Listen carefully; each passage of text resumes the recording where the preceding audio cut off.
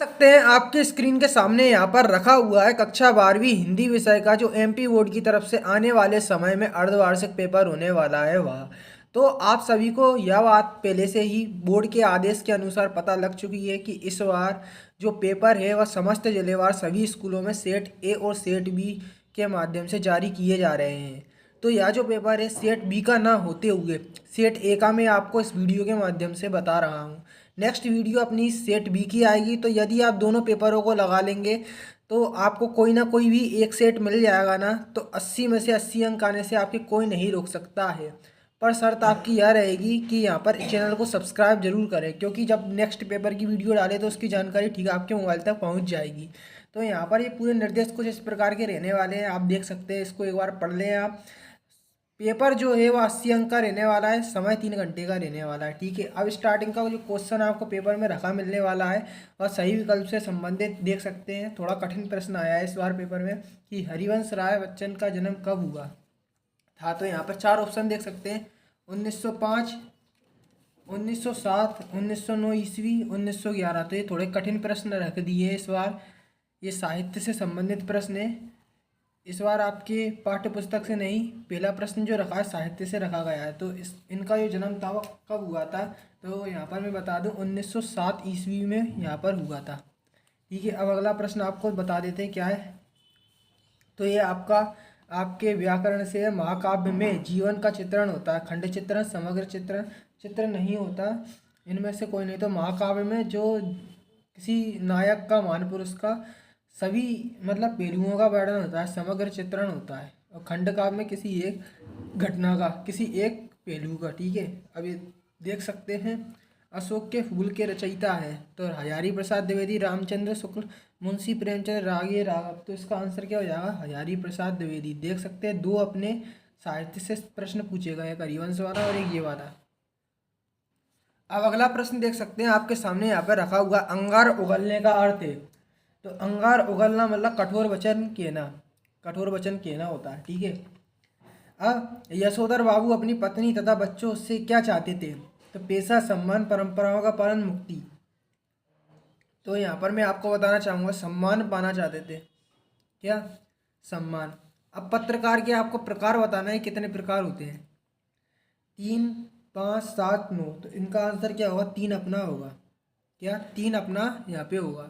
आगे देखते हैं। तो अगला प्रश्न आपके सामने यहाँ पे रखा हुआ है। तो पहला प्रश्न यहाँ पे रखा हुआ है, समाचार पत्र लेखन। समाचार लेखन के प्रकार है। तो ये समाचार लेखन 5 प्रकार के होते हैं, 5 प्रकार के। ठीक है, अगला प्रश्न है, कई बच्चन खालिस्तान का ध्यान करते हैं। तो जग या संसार का। ठीक है, इसमें जग या संसार आप लिख देंगे। अब आंसर है, अगला क्वेश्चन है, रामचरितमानस महाकाव्य किसका है? तो तुलसीदास का। तुलसीदास का यह क्या है? महाकाव्य। अगला प्रश्न है, बिंब के भेद होते हैं। तो बिंब के 4 भेद होते हैं। कितने? 4। अब भक्तिन पाठ के रचयिता है तो कौन है? महादेवी वर्मा। महादेवी वर्मा, महादेवी वर्मा इसका आंसर हो जाएगा। अब अगला प्रश्न है, शब्द युग्म के प्रकार है। तो शब्द युग्म कितने प्रकार के होते हैं? 3 प्रकार के होते हैं। ठीक है, अब यहाँ पर देख सकते हैं लक्षणा शब्द शक्ति का प्रयोग खालिस्तान में होता है। तो हमेशा काय में होता है? अभिप्राय। अभिप्राय या सूचित करने में होता है। ठीक है, ये इसका आंसर अपना हो गया। अब आपकी सही जोड़ियाँ देख सकते हैं, यहाँ पे लिखा हुआ है कि 3 13 हो जाना भक्ति काल। तो इसकी जो मैचिंग है वो मैं आपको बताता हूँ पूरी। सबसे पहले तो यहाँ पर आप देख ले, पहले की जो मैचिंग होगी 3 13 हो जाना, इसकी मैचिंग किससे मिलेगी? तो यहाँ पे लास्ट में सबसे उदासीन हो जाना, इससे इसकी मैचिंग मिल जाएगी फर्स्ट वाले की। ठीक है, और सूर्यकांत त्रिपाठी निराला, इनकी मैचिंग मिलेगी छायावादी से। छायावाद दिख रहा है दूसरी वाली से, इसकी मैचिंग मिल जाएगी। ठीक है, हरिवंश राय बच्चन, तो इसकी जो मैचिंग होगी वह किससे मिलेगी? यहाँ पे नई कविता से, नई कविता से। या यहाँ पर देख सकते हैं, मैं आपको बता दूं हालावाद है। यहाँ पे ये ढंग से दिख नहीं रहा है, समझ में नहीं आ रहा है। तो यहाँ पे इसका मैं आपको बता दूं तीसरे वाले से हालावाद से मिल जाएगी यहाँ पे ये। ठीक है, अब तुलसीदास की मैचिंग किससे मिलेगी? तो तुलसीदास की जो मैचिंग होगी मैं आपको बता दूँ, यहाँ पीछे अभी आपने देखा था भक्ति काल, यहाँ पे तुलसीदास की जो मैचिंग होगी चौथे वाले की, वो इससे मिल जाएगी पहले वाले से। अब यहाँ पे आलोक धनवा की मैचिंग मिलेगी नई कविता से। देख लो आप, आलोक धनवा 5वीं वाले की जो मैचिंग होगी इससे मिल जाएगी। अब आँख मूंद लेने का अर्थ मतलब यहाँ पे देख सकते हैं छठा वाला अनदेखा करना, यहाँ पे इसकी मैचिंग इससे मिल जाएगी। अब यहाँ पे एक वाक्य वाला पहला प्रश्न देख सकते हैं, आम के आम गुठलियों के दाम, इसका मतलब बताना है तो दोहरा इस पे लिखोगे, दोहरा लाभ मिल जाना, दोहरा लाभ मिल जाना, दोहरा लाभ मिल जाना, इसका आंसर अपना हो जाएगा। ठीक है, अब अगला प्रश्न है यहाँ पे कि पाठशाला जाने की बात लेखक ने सबसे पहले किससे की।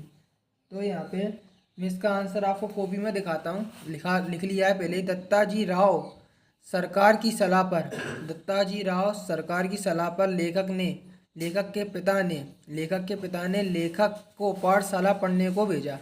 दत्ताजी राव सरकार की सलाह पर लेखक के पिता ने लेखक को पाठशाला पढ़ने भेजा, ये इसका आंसर हो जाएगा। अब अगला प्रश्न आपको दिखा देता हूँ क्या रहने वाला है। तो अगला प्रश्न आपको यहाँ पे मेरी मोबाइल पे स्क्रीन के सामने आप रखा देख सकते हैं। कवि ने दरिद्रता की तुलना किससे की है। तो कवि ने दरिद्रता की तुलना यहाँ पे मैं आपको बताना चाहूँगा, ये अपना इसका आंसर हो जाएगा रावण से की है, रावण से की है, इसका आंसर हो जाएगा। ठीक है, खंड काव्य का एक उदाहरण, तो खंड काव्य का एक उदाहरण यहाँ पर अभी मैं आपको बताऊँ क्या हो जाएगा, पंचवटी।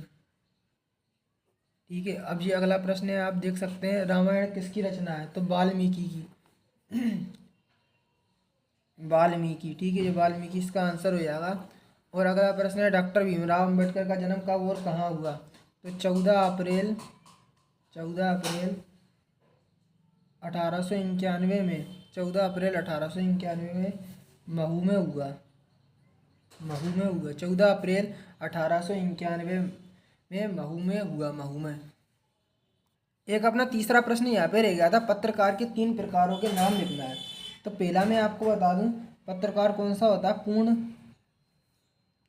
पूर्णकालिक पत्रकार, पूर्णकालिक। दूसरा हो जाएगा अंशकालिक हो जाएगा। तीसरा हो जाएगा स्वतंत्र। ये 3 हो जाएंगे अपने पत्रकार, पूर्णकालिक, अंशकालिक, स्वतंत्र। अब यहाँ पे आगे का प्रश्न देख सकते हैं, सत्य सत्य बताना है।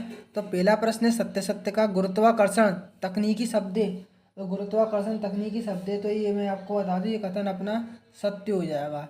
ऐसे शब्द जो किसी विषय से मिलते हैं, अब देखो गुरुत्वाकर्षण फिजिक्स विषय में आता है, भौतिक शास्त्र में आता है, तो यह तकनीकी शब्द होते हैं। ये पेपर में भी आता है कि तकनीकी शब्द की परिभाषा बताओ। तो ऐसे शब्द जो कि किसी विषय से संबंधित होते हैं उन्हें तकनीकी शब्द बोलते हैं। जैसे गुरुत्वाकर्षण है, तो गुरुत्वाकर्षण अपना भौतिक शास्त्र विषय से संबंधित है, फिजिक्स से संबंधित है, तो इसीलिए यह तकनीकी शब्द है। तो यह कथन क्या हो जाएगा, सत्य हो जाएगा।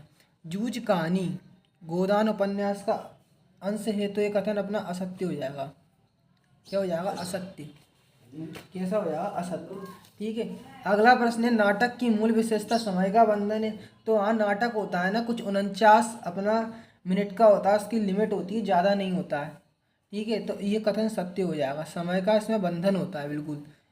जयशंकर प्रसाद छायावादी कवि हैं, तो ये कथन अपना क्या हो जाएगा, बिल्कुल सही है, सत्य हो जाएगा। ठीक है, सूर्य सागर महाकाव्य, तो सूरसाला वाली ये सूरदास के खंड काव्य है, असत्य कथन है। अब महादेवी वर्मा छायावादी कवित्री है, तो ये कथन बिल्कुल सही है, सत्य है। ठीक है, सत्य हो जाएगा। अब यहाँ पे 2 अंक वाले प्रश्न शुरू हो चुके हैं, अति लघुत्तरी। तो यहाँ पर कहानी और उपन्यास में 2 अंतर आएगा, नाटक और एकांकी में 2 अंतर याद करके जाना है। ठीक, अगला प्रश्न है वाक्य किसे कहते हैं, लिखिए राष्ट्रभाषा किसे कहते हैं। अगला प्रश्न देख सकते हैं, यशोधर बाबू की चरित्र की विशेषता, अतीत में दबे पाँव की शीर्षक की सार्थकता सिद्ध कीजिए।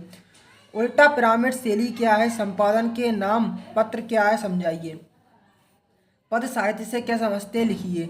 रीतिकालीन 2 कवियों के नाम, उनकी प्रत्येक की एक रचना। ठीक है, रस की परिभाषा देते हुए उसके भेद, स्थायी भाव और संचारी भाव में अंतर। आगे देख सकते हैं इंटरनेट क्या है, मौलिक लेखन से क्या आशय है, आपको बताना है। हिंदी साहित्य इतिहास को, हिंदी पद साहित्य को कितने कालों में बांटा गया है, नाम लिखते हुए समय अवधि भी लिखिए। अथवा में देख सकते हैं छायावादी काव्य की विशेषताएं आपको बताना है। एक अगला प्रश्न देख सकते हैं, विभाव किसे कहते हैं, अलंकार की परिभाषा एवं भेद लिखिए। दोहा एवं सोठा में अंतर। अथवा में देख सकते हैं निबंध किसे कहते हैं, किन्हीं 2 निबंधकारों एवं उनकी 2 रचनाओं के नाम लिखना। अब लघुत्तरी प्रश्न आ चुके हैं, तो धर्मवीर भारती एवं हजारी प्रसाद द्विवेदी का साहित्य परिचय निम्नलिखित बिंदुओं के आधार पर आपको देना है। दो रचनाएं, भाषा शैली, साहित्य में स्थान। और तुलसीदास का साहित्य परिचय निम्नलिखित के आधार पर देना है। कोई दो रचनाएं, भावपक्ष, कलापक्ष, साहित्य में स्थान। ठीक है। 18वां देख सकते हैं क्या है, हरिवंश राय का साहित्य परिचय निम्न बिंदुओं के आधार पर लिखना है। कोई दो रचनाएं, भावपक्ष, कलापक्ष, साहित्य में स्थान। ठीक है। 19वें नंबर का देख सकते हैं, आपको ये पंक्तियों को पढ़ना होगा। देख सकते हैं, इन पंक्तियों को पढ़कर आपको संदर्भ, प्रसंग, व्याख्या इसकी करना है। ठीक है। संदर्भ, प्रसंग, व्याख्या नहीं, नीचे दिए गए प्रश्नों के उत्तर देना है। उपयुक्त काव्यांश का शीर्षक बताना है। माँ तुम्हारा ही ऋण बहुत अकिंचन, किंतु इतना भी कहाँ से लाऊं निवेदन, थाल लाऊं सजाकर, जब भी दया स्वीकार कर लेना समर्पण, ज्ञान अर्पण रक्त कर्पण, देश की धरती तुझे तुझे कुछ भी ये दूँ। तो इसका जो शीर्षक होगा वह क्या होगा, भारत माता इसका शीर्षक होगा। ठीक है। कवि भारत माँ को क्या अर्पित करना चाहता है, तो माँ तुम्हारा ऋण बहुत है मैं अकिंचन, किंतु इतना कर रहा हूँ फिर भी निवेदन, थाल में लाऊं सजाकर भाल जब भी। तो यहाँ पर देख सकते हैं थाल में भाल सजाकर, ये अपना इसका आंसर हो जाएगा। ठीक है। अब देश की धरती का क्या ऋण है, तो माँ तुम्हारा ऋण है मैं अकिंचन, इतना। तो पहली दो लाइन आप देख सकते हैं यहाँ पे आपको लिखी मिल जाएगी इसका आंसर। अब अथवा में भी आपको यहाँ पर एक और जो है वह गद्यांश देखने को मिला है, तो इसके भी आपको आंसर देना होंगे। तो उपयुक्त गद्यांश का शीर्षक बताना है। तो मनुष्य एक सामाजिक प्राणी है। तो यहाँ पे अपना देखो, आपको एक चीज़ बता दें, तो क्योंकि मैत्री एक ऐसा भाव, मित्रता के बारे में बताया, तो मैत्री भाव उसका क्या हो जाएगा, शीर्षक हो जाएगा। तो मनुष्य एक कैसा प्राणी है, तो सामाजिक प्राणी है। ठीक है। अब समाज से अलग किसके अस्तित्व की कल्पना नहीं की जा सकती, तो मनुष्य की कल्पना नहीं की जा सकती। ठीक है। अब यहाँ पर संदर्भ, प्रसंग, इन पंक्तियों की व्याख्या करना है। तो देख सकते हैं, मैं जग जीवन का भार फिर लेता हूँ। देख सकते हैं, इसकी भी आपको करना है। तो ये आप देख ले एक बार। अब ठीक, ये कुछ आपको पाठ्यपुस्तक की जो कहानी है उसकी संदर्भ, प्रसंग, व्याख्या करने को कहा है। तो देख सकते हैं, इसको एक बार आप देख ले ठीक तरह से। देख सकते हैं इसका जो कुछ पार्ट इधर है बकाया रह गया, अथवा में देख सकते हैं ये आपको देखने को मिलेगी, तो इसकी भी कर सकते हैं। ठीक है। अब आपको यहाँ पर अपने मित्र को विद्यालय की वार्षिक पत्रिका में प्रकाशन को बधाई देते हुए पत्र लिखना है। ठीक है। अथवा में देख सकते हैं, अपने जिलाधीश अधिकारी को अपने क्षेत्र की सिंचाई सुविधा के विस्तार की आवश्यकता प्रतिपादित करते हुए एक आवेदन पत्र लिखना है। किसी एक विषय पर निबंध लिखना है। भ्रष्टाचार की समस्या, मनोरंजन के साधन, करुणा से बचाव की सावधानियाँ, स्वास्थ्य एवं महत्व। तो इसकी अगर आप पीडीएफ फाइल डाउनलोड करना चाहते हैं तो कुछ नहीं, इसकी जो लिंक है, इसकी लिंक है मैंने डिस्क्रिप्शन बॉक्स में दे रखी है। और डिस्क्रिप्शन बॉक्स में दी गई लिंक पर जैसे ही आप क्लिक करेंगे ना, तो वहाँ से वेबसाइट खुल जाएगी। वहीं पर इसकी पीडीएफ फाइल की सॉल्यूशन की लिंक आपको देखने को मिलेगी।